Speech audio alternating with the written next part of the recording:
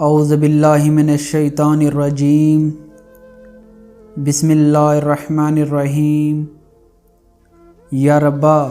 محمد و آل محمد صلی علی محمد و آل محمد وعجل فرجا آل محمد۔ شیخ مفید علیہ رحمہ نے اپنی کتاب الارشاد میں ان علامات و احادیث کا ذکر فرمایا ہے جو امام زمانہ علیہ السلام کے ظہور سے پہلے رونما ہوں گی۔ خروج سفیانی، ایک حسنی کا قتل، دنیاوی سلطنت کے لیے بنی عباس میں اختلاف، 15 رمضان کو سورج گرہن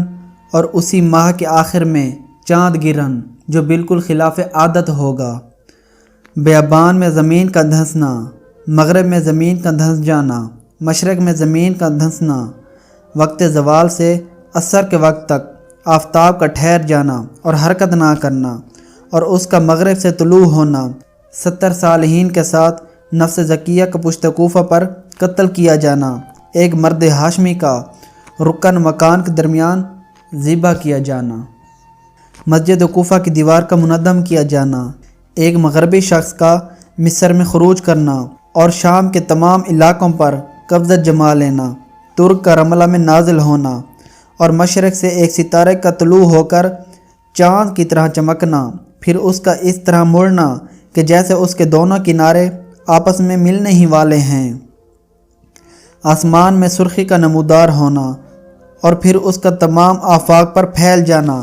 مشرق سے ایک طویل آگ کا ظاہر ہونا اور فضا میں 3 یا 7 دن تک باقی رہنا، اہل مصر کا اپنے امیر کو قتل کرنا، شام کی بربادی، 3 جھنڈوں میں اختلاف،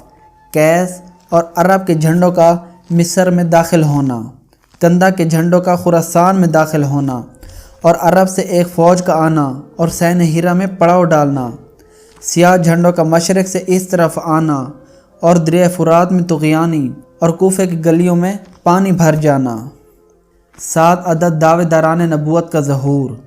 آل ابی طالب علیہ السلام میں سے 12 دعوے داران امامت کا ظہور، جلولہ اور خانقین کے درمیان بنی عباس کے ایک عظیم القدر شخص کا آگ میں جلایا جانا، مدینۃ السلام اور بغداد میں کرخ کے قریب ایک پل کی تعمیر، صبح کے وقت سیاہ آندھی کا بلند ہونا اور زلزلہ اور اکثر کا زمین میں دھنس جانا، اہل بغداد اور اہل عراق پر خوف و ہراس چھا جانا، جان و مال اور ثمرات کا تلف ہونا، ٹڈیوں کا موسم اور بلا موسم زہر ہونا جو کھیتیوں اور غلوں کو چٹ کر جائیں گی، کاشتکاروں کی پیداوار میں کمی، عجم کے 2 گروہوں میں جنگ اور آپس میں بہت زیادہ خون ریزی،